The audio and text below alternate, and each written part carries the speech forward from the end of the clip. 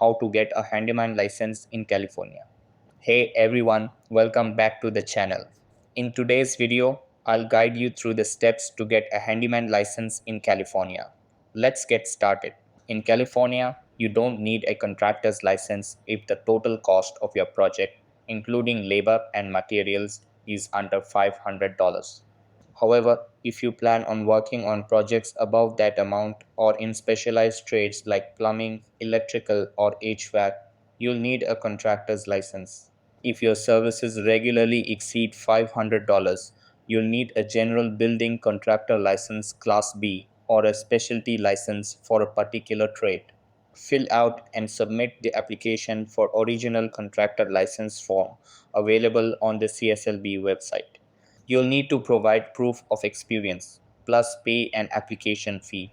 Check the CSLB website for current fees and details.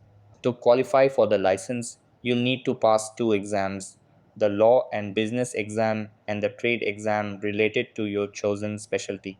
The CSLB provides study guides and resources to help you prepare. Once you pass the